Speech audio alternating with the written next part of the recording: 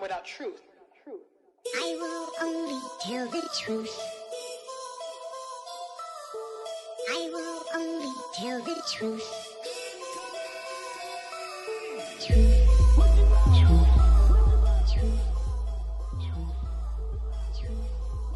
What's up, y'all? It's Louis Dooley here again with you on a Fire Friday for episode 6 of My Life, A Story of Redemption. Well, if you tuned in last week, you'd have got a chance to hear about me going up for parole, getting an answer from the parole board, and like now me getting transferred to another prison, to a minimum security prison. I was in a level 5, which is a maximum security prison in the state of Missouri, all the way down to a level 2, which is minimum security. And so I remember, man, once I got out the hole, they put me on that bus. They took me to Algoa Correctional Center, which is in Jefferson City, Missouri. And I remember the first thing we pulled up, it was like, man, this place old. Like I had just came from a place that was built like in 1989. And although that sounds like that was like 100 years ago, this place here was literally built, it seemed like either late 1800s or somewhere near the early 1900s. I'm not sure of when it was built, but it was old. And I remember getting off the bus. It was a kind of similar process to when I went to Potosi, getting my state grades and all that kind of stuff. And I noticed the housing units were a lot different. They was kind of like in rows with like walkways in between, and it was like down the hill. And so I remember getting there, going to my housing unit. And when I got inside, the first thing I saw was a little bitty tiny day room. I saw like a dorm area, like right across from the day room, which I was like, a dorm? Like, man, that's for suckers. Like, I ain't want no dorm. Like, give me where my cell at. And so what I didn't know was that all new people, they started off in the dorm until they worked their way to a cell. And so I'm like, man.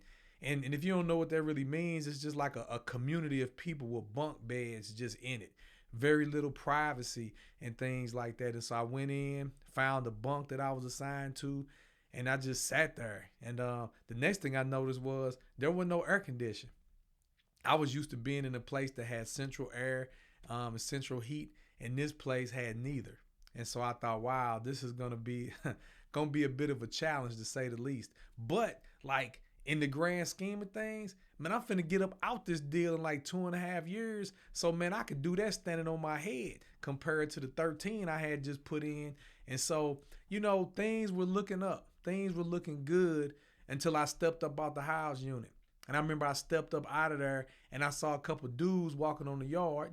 Dudes like me, they had on they state grades. And this one dude had a toolbox in his hand. And I was like, man, dude walking with a toolbox. But that wasn't nothing, because the dude next to him, he had like a couple shovels and a pickaxe. And it wasn't no guards around or nothing. And I'm kind of looking. And I mean, when I say it wasn't no guards around, like there could have been maybe a guard or two escorting them somewhere. But not only was that not the case, I looked all the way around and there wasn't a guard in sight. And all of a sudden I got kind of weak in the knees. I ain't even gonna lie. I'm like, man, like, these dudes walking around with tools and shovels and stuff, like, I got to strap up. And I'm like, man, after all these years, I refused to go that route. I was like, this ain't what God has for me. But now all of a sudden, I feel like I got to get me something, because these dudes going to be walking around with swords and stuff. And so, man, it really was a reality check for me. And it really caused me to have to put my faith into practice off the top. Not that I would like put it in a box and tuck it away. I wasn't about that, and that's not the life God wants us to live. But it was like, man, I'm gonna have to be like bold and courageous before I can even get my feet on solid ground. And so I got back in, and I remember just thinking the weight of all this stuff falling on me. Number one, like, what am I gonna have to do to protect myself? Number two, what is life gonna look like when I get out of here? Because I've grown into a man here. From 19 years old up until that point, I was about 33 years old. And it was like, man, all I know is this. From being an adult, this is all I know. And now I'm going to get up out of here, God willing. And I don't know what that looked like. I don't know what family going to look like. I don't know what a job going to look like. I don't know what nothing going to look like. And so that the weight of that started falling on me. And because of that, like, I remember calling home and talking to my friend at the time, Julie, and I had tears in my eyes. I had tears on my eyes. I was fighting them back, and I was trying to hide, like, up against the wall with the phone and talk on it so nobody could really see my face. But I was like, man, I don't know if I'm gonna make it. I don't know if I'm gonna make it. I don't know if I'm gonna get up out of here. Like, I just don't know. Like, I let fear creep in, and that fear was powerful, man. It was powerful. And I had felt it before multiple times in the past, but there had been a nice stretch where I hadn't really felt that in a while. And now all of a sudden it just kind of blindsided me. And so, I got off the phone with her, and when I was walking back to my little dorm area, I seen this dude I knew from Potosi. And we wasn't like we was friends or nothing, but we were acquaintances and we knew each other. And he came up to me, and I never had even really talked to this dude before. And he was like, hey, Dooley, man, check this out. Like, if you need something, give me a holler, man. I can show you around, blah, blah, woo, woo, woo. And I was like, man, and like the dude really wasn't a threat. Like, at least in my mind, he wasn't a threat. And I thought, wow, man, that kind of calmed my fears a little bit. It kind of calmed me down to think, okay, here's a familiar face, and here's a dude that can at least answer some questions that I got, because I had a whole bunch. And so, I continued to do my time in the dorm, made some relationships and stuff like that, and managed to get plugged in to get a job in recreation. Their recreation in Algoa called Potosi, they put a good word in for me. And so I got a job there. I became the sports commissioner, where I was in charge of setting up all the tournaments, like softball tournaments, basketball tournaments, flag football tournaments, chess, checkers, different type of board games and stuff like that. We'd have holidays. And so I was the one in charge. I'm the one put all the sheets out for people to sign up. So I was like the go-between with the convicts and then the recreational staff. And then I also was in charge of training the officials, because we had officials for these sports, and it was good. It was some good quality, really good athletes there. And so it was my job also to be training these guys. And this is stuff I learned when I was at Potosi from other guys that was like me, that had learned the ropes, and they kind of spilled on me and let me know how to do things, as well as some rec officers too that really was teaching us some things. And so I was thankful that I had some kind of education. And I didn't know how that could carry me when I got out, but I was definitely eager to want to get out and have some kind of rec center where I could do similar things and officiate. So at least I knew this is something I felt comfortable in, and maybe that would translate to a job when I got out. And so I'm doing my time. I just call it picking it up and putting them down day after day, participating in some programs, going to chapel, and doing different things, just jailing. That's what we call it. If you've never been locked up and you watching this, it's just jailing. I'm just jailing, man, doing my time. And, things started to get good. I found a nice little niche to be in, and I was doing good, and I was kind of counting the days. Before, I wasn't trying to look at no calendar or count no days, but now I got a date, and as I was getting closer, they would transition you to different housing units because they had different things available to you. And so as I was making my way up the hill, because up the hill was where the administration building was, and that's where you went out to the outside of the prison. And so you started down the hill and you worked your way up the hill, like to get up out the prison. And so one of the things I noticed along the way that made me really, really nervous was that there was guys that I was in there with that got out. And then like a few months later, guess what? They back in R&O again. They back starting off down the hill. And I'm like, what's up? Parole violation, new cases. And I'm like, dang, like these dudes here really don't get it. Now, see, these dudes had like what I would call petty crimes. And really ain't no crime petty. I'm just saying like that's what I call them, petty crimes, like writing bad checks, domestic violence, minor drug sales, and getting caught with small amounts of dope. Now, I'm not trying to diminish any of those things. Those things are absolutely wrong. But in terms of where I was at, where it was the highest of the high violent crimes, this stuff was petty in comparison. And so these guys didn't understand. They didn't come from where I came from, where I was up under the gun with the weight of the sentence that I had, but I had been locked up for all them years with dudes that had the death penalty, dudes that had life without the possibility of parole. And them dudes, like we'd have conversations and some of the stuff that be said was kind of outlandish, but dudes would be talking like, man, if they told you if you could get your left arm cut off and they'll let you out, would you do it?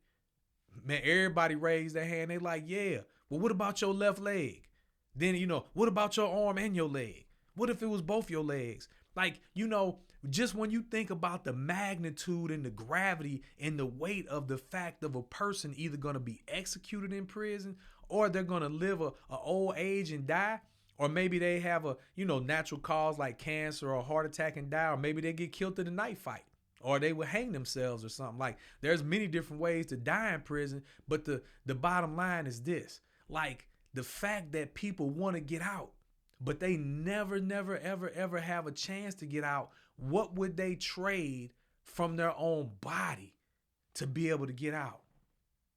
That's something if you really think about it. And I was a part of, a handful of kind of goofy, silly, but serious conversations like that with people when I was locked up. They be willing to give up body parts. And I'm not talking about a toe or a finger or an ear. I'm talking about limbs, to get out. And you know what? I was in the boat with them. I was like, you know what? To have my arms and legs and be in prison, or to be missing maybe an arm and a leg but be out, man, you know what?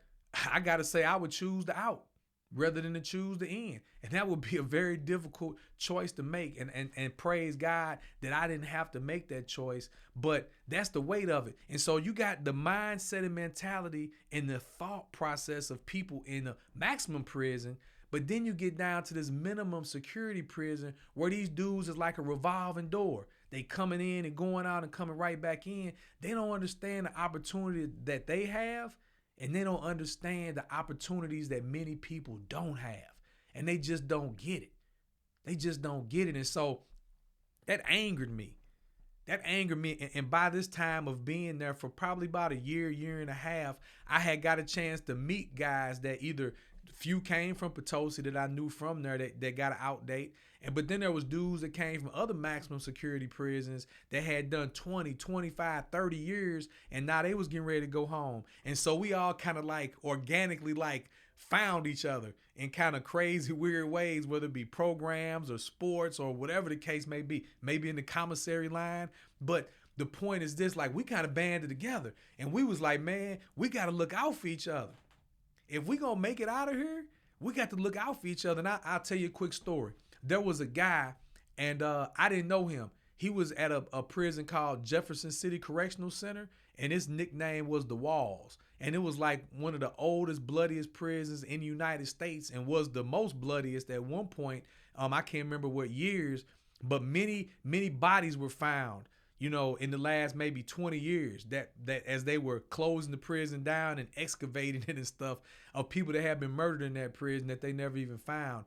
This guy was a very dangerous guy, and he had, I don't know what he went to prison for, but I know he killed another inmate when he was in prison. And this dude was like in his late 50s or early 60s. He had done about 36 years. That's a long time. That was older. That was longer than I had been alive at that point. And I remember we was standing in the commissary line, and it used to be a real long line outside, and then there was a ramp to go up to the building. And so the idea was whoever the first person was in line, that's who got to go to commissary first. So dudes would break their neck trying to get in line, because otherwise you might be out there a couple of hours waiting to get your groceries and stuff like that. And you know what? We ain't got nothing but time really, right? But who wants to stand in line for an hour and a half, 2 hours? And so me and this individual was standing in line, and we was about 20th in line, which was really close because there'd be about maybe 80, 90 people, in line at any given time. And so the guy would come out the building and he'd collect our list. We had to have a list in our hand with all our items we wanted to purchase on there. And so he would take the list and he would stack them in order as he went down the line. Now, while we was waiting for him to get to us, a couple young dudes, and I'm saying I was like, 34 at the time, and this dude was like 59 or 60 or something like that. Here comes some dudes like 19, 20 years old. There was about 2 or 3 of them. They just like bars right in front of us. It wasn't like we was like chest to somebody's back standing in line, but we obviously knew who was in front of us and who was behind us. These dudes just blatantly came, these young gangbangers just blatantly came and got in front of us like we wasn't even standing there. Like they got in the end of the line and there was nobody else behind them. And the mistake one of them made was he stepped on this OG shoe I was standing with. Stepped on his foot. Now, I remember an old movie, Do the Right Thing, where dude stepped on a guy's Jordans and bugging out. The guy's name started bugging out. And that's what this dude started to do. He started bugging out the OG I was with. And I grabbed him. Now, I only had knew this dude about a year. So it ain't like I got a long history with him. And I got to know this was a very dangerous dude at some point. And so I kind of grabbed him and pulled him back. And these young dudes, they talking crazy. They calling him out. They cussing him. They doing all this stuff. And I'm just like, I'm kind of stuck. Like, on one hand, I feel I'm just as disrespected as him, although they didn't step on my feet.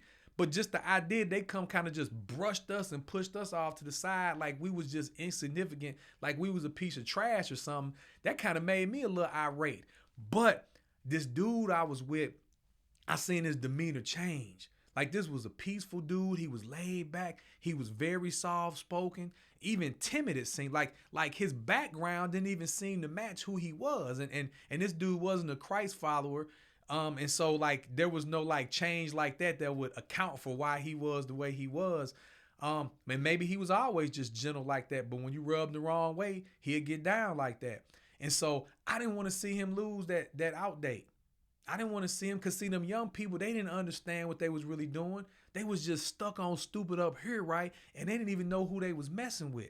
Like, this dude, he ain't gonna do no talking. He gonna go get a couple of them things, and he gonna put his work in. And so I kind of pulled him back and I said, hey, man, come on, let's go. And so I walked him off, right? And we just left off the line and we just waited till like the next day to go to the commissary, But that was just the mentality of the people that we was at. And most of the prison was like this with these young guys that was in and out. And so, it was a little dangerous because fights would be jumping off all the time. Really no stabbings or anything, although those did happen. But like, I didn't want to be the butt of nobody's joke. I didn't want to walk around with a pumpkin head with knots all on my head because I didn't want to fight back, or if I would fight back, like, these dudes ain't fighting 1-on-1. They fighting 4 and 5-on-1. So I ain't want to be the one. I ain't want to be no victim like that. And so I tried to steer clear of that. And by God's grace, I was able to. But also by God's grace, I was able to pull this OG away, man, and just speak some truth into him, man. And I prayed for him. And, we kind of got to be okay friends.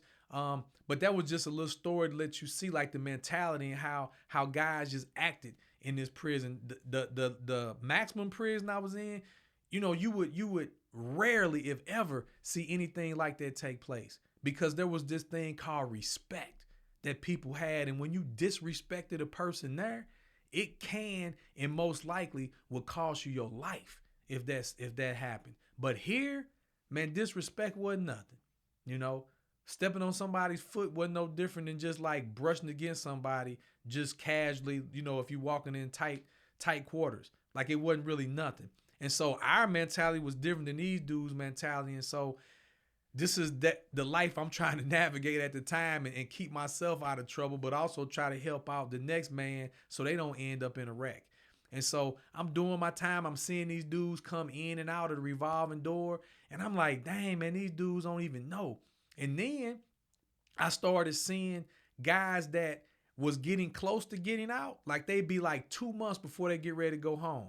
And they be all excited. They getting their paperwork done. They getting their home plan put together. They getting all this stuff done. And then here comes the day.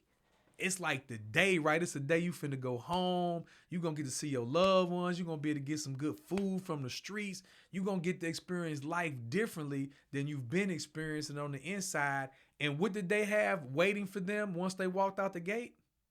A police car from another district or another county or city or something like that, because they had another crime that they had committed that the state chose to not fool with because that guy was incarcerated. But then they wait for that person to get out, and then they come pick him up and arrest him and take him to that city or county jail.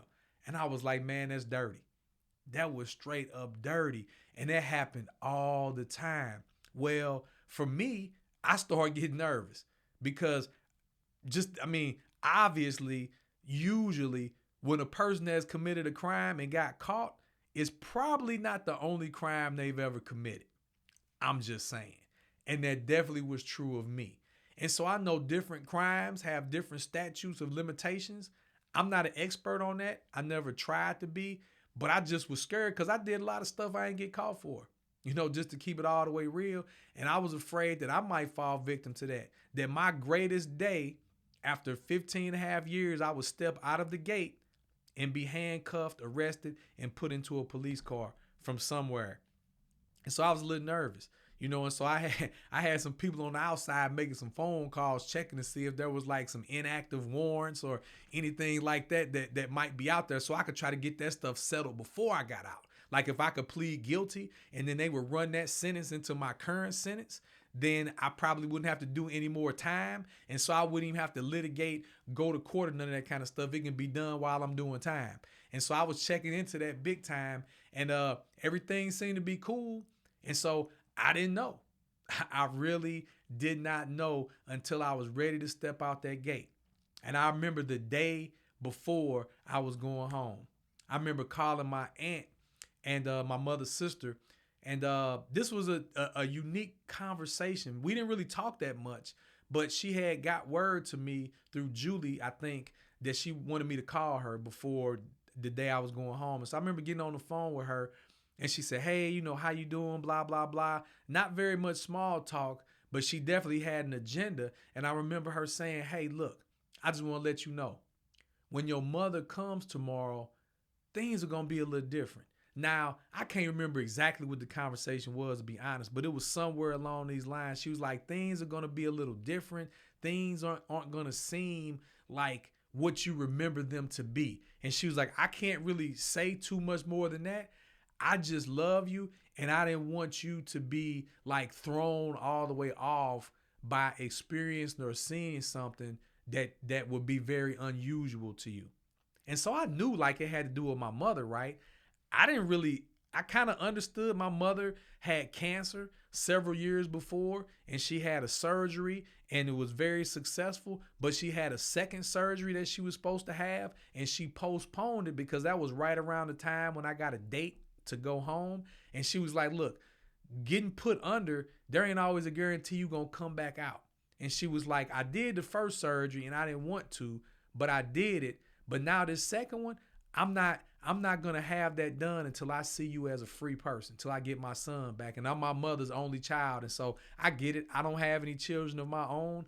I can only imagine, like, when you just got one, like, there's probably maybe a stronger bond or more love. I don't know. I'm just supposing. But she's like, I want to see you as a free person, so I'm not going to do that. I'm going to wait till after you get out. And I was like, you know what? I can honor that. That makes sense, because I had some major issues with the first surgery because she didn't even want to have it. And I told her I was going to take her off my visiting list unless she had it. And so I tried to like blackmail her and push her into it, and she did. And so this time I wasn't going to go that route. And so I knew it had something to do with my mother. And I had told her like the last few months to not come visit me, because I'm like, I'm finna get out, mama. And it's a long drive, and it's taxing on you, and you going through these treatments and stuff like that. So just hold off, I'll be home soon. And so I knew it was something that had to do with that, but I wasn't quite sure. I remember I couldn't sleep that night. I got up the next morning. I had to take my property to the property room, and I just had to sit and wait until they cleared the early morning count, and that time came. And I remember them opening the door, and I remember stepping out of the door, and it was so surreal because the only thing separating the outside and the inside was a fence. It was just a fence, like a chain link fence, and we could see from the inside to the outside, and people from the outside can see in, right? So like the sun, the wind, the sound of birds and insects, all that stuff that happened on either side, the other side could hear and see. But it was so different, and it was a weird feeling that when I stepped through that door on the other side, it seemed as if it was maybe a little bit brighter. Like the sounds were crisper to my ear. Like, I really can't explain, and I'm not trying to be overly dramatic. I'm just saying it seemed different. Like, I would have seen and heard the same thing on the other side, but it just seemed different being on that other side. And so I remember walking up to the car, and I remember my stepfather getting out. I remember Julie getting out. And that's where I'm going to end. That's where I'm going to stop right there. So if you want to hear more of the story, then tune in next week. So, man, it's a blessing to get a chance to share this stuff with you all. I hope that you find some value in me sharing these experiences and these stories. Maybe you're a person that's experienced some of this stuff before in your life, and maybe you want to talk about it. And if you can, that's cool. Just leave me a comment or a message when you watch the video on YouTube. And maybe you have a loved one that's incarcerated and maybe they going through some similar stuff. Or maybe you just want to learn more about what it looks like to be incarcerated. I don't know how every state and every prison is. I can only speak to my experience and what I've learned, but I think it can at least maybe help somewhat. If you see value in that and you want to contact me, please reach out and message me through YouTube. I'll be happy to email you, text you, call you, depending on where you at, maybe even meet with you, and we can have some conversations about this stuff, because my hope with doing these videos is not just to kind of tell my story. I mean, although that's what I'm doing, it's not like my story is something like so different than everybody else's, because everybody has one, but God, really has been with me all throughout this time. And I would love to share more about that with you so that you can understand how you can be praying and ministering to and trying to help your loved one that's in, or maybe you're somebody that's out and you having some struggles. Maybe I've struggled through that, and I have some remedies or some ideas on how to make it through, and I'm willing to share that with y'all. But if you want to hear more of the story, tune in next week to My Life, A Story of Redemption. Peace.